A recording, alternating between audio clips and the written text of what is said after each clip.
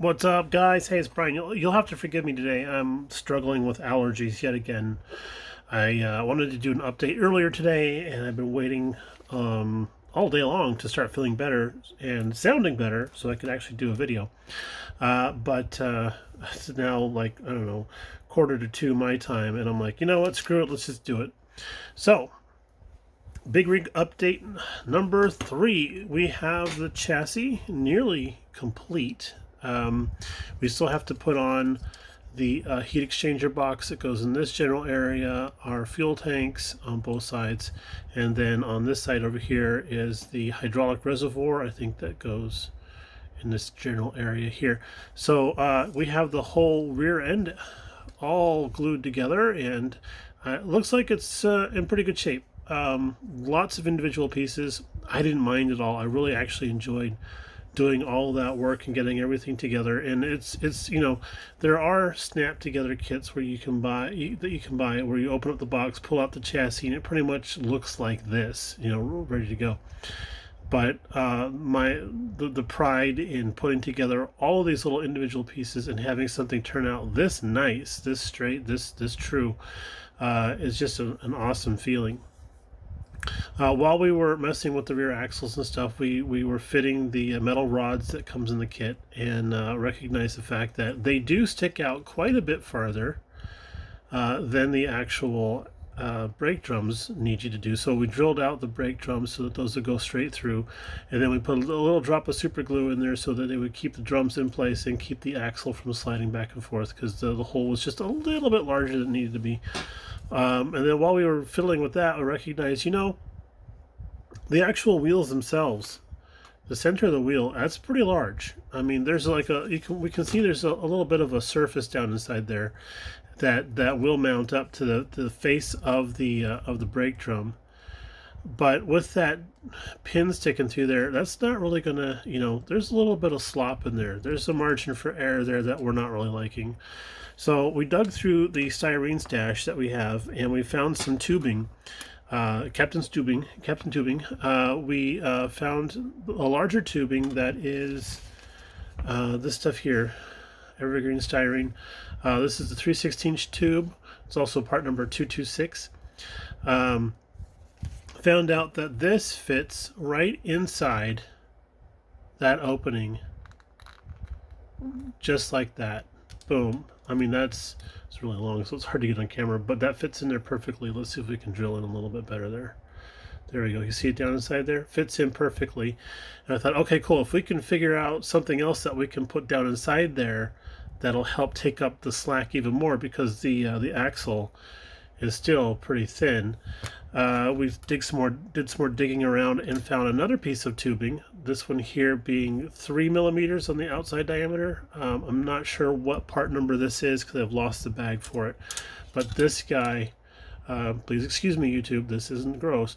That guy fits right down inside the larger tube perfectly. So we'll just go ahead and ramrod that down in there. And that actually fits the metal rod perfectly. So now we have it all sleeved together and stuff like that. We have most of the wheels done already. We can just barely see the larger tube down inside there. And so, like on the rear axle here, when it's all time to put everybody together, we're just going to put a little drop of cement on there, slip it home, and we'll be ready to go. The only thing that wobbles a little bit is the actual metal rod going through the entire axle system. So that's a nice fix for that. So if you guys have that type of stuff on hand, that's a great way to fix that problem. And I think I'll do that on big rig kits from now on. The front wheel, the front hubs, those have these little itty bitty pin things that we kind of assemble and mash into the back of the front of the back side of the hub, I should say. And then that's it. I mean, this bit here glues to this itty bitty little nub right up here on this. We need to sand that a little bit so it fits on there better, but I mean, there's no way getting that better. So We've got all of our interior pieces cut and sanded, and now we're just figuring out how to apply the brake and clutch pedals, because the instructions want us to mount them up on the back side of here, which means that one of the pedals will be actually above the gas pedal, like, you know, in front of the gas pedal. So that's a little odd. We're going to do some photo research on that. We have all of our steering bits here, and then some hood tie down bits there that we haven't clipped or cleaned up yet. And then over here we have our fuel tanks. We have a little bit of primer on there. We use the super thick surface primer from Tamiya to help fill in scratches and gaps and stuff like that. So we did some heavy sanding on these guys here to get everything to match up nicely, and then we put a thick coat of that primer on there, let it dry overnight, and then we can go ahead and sand all that down. And then this is the heat exchange box that goes on. It's got these little hook guys that attach it to the passenger side of the frame, and we didn't really notice this in the instructions, but we did when we were taking a close look at it. Right back here, let's get out the tweezers again. Right back here, you see this little bump molded into the frame. That's your cue of where this guy is going to go onto. So the little hooks go on either side of that little raised bit right there. So that's nice. That's nice that they help us out there, because otherwise it could be a little bit more of an arbitrary type of situation. But we were mocking all this up. We had it all mocked up into place.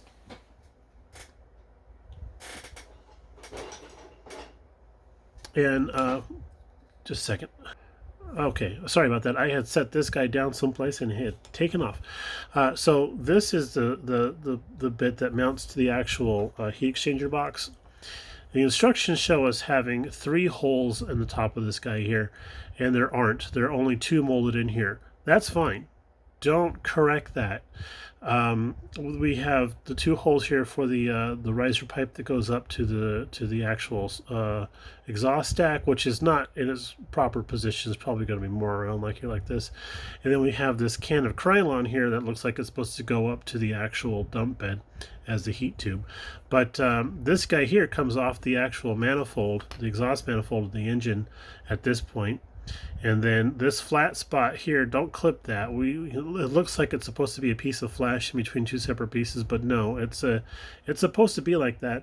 And this actually fits underneath the cab mount right here. So let's see if we can mock that up real quick. It's going to be easy to see because it's going to be white on white, right? So like that, it's going to fit like that. Okay, and then that puts us in proper alignment for the actual heat exchanger box. So not having a hole on here really helps us out, because if we don't get this, like if this part's molded a little bit wonky or a little bit out of shape, and we can't put it exactly there, it has to go over this way or maybe a little bit out this way, that's great. I mean, I like that fact that we don't have to fill a hole that they already put in there that we can't match up to. So by not doing something, they're helping us out. I like that. Let's see here. Oh, the dump bed. Let's just go on to this real quick, and then we will let you guys get back to the rest of your day. So this bit here, which is interesting because it actually has a wood grain molded into it. Can we see that? There we go. It has a wood grain molded into it. That's kind of interesting. This sled piece here, which I think is upside down. There we go.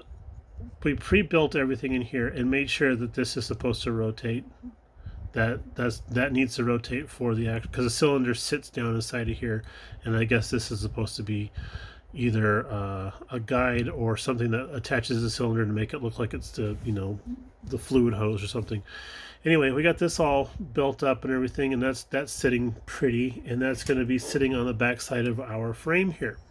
Now, somebody had commented on our video earlier saying that they had built this truck a little while ago and they didn't like, and I apologize, I don't remember your channel name because I haven't seen it very often, so I apologize about not remembering who you are, but you know who you are. They said that if you line everything up, like the little notches on the back side here that are supposed to go at the end of the frame, if you line everything up, it actually makes it sit too far forward and you're running into the back of the cab. So we did some mocking up the other night and decided we're going to add about 2 millimeters of sliding it backwards, about 2 millimeters.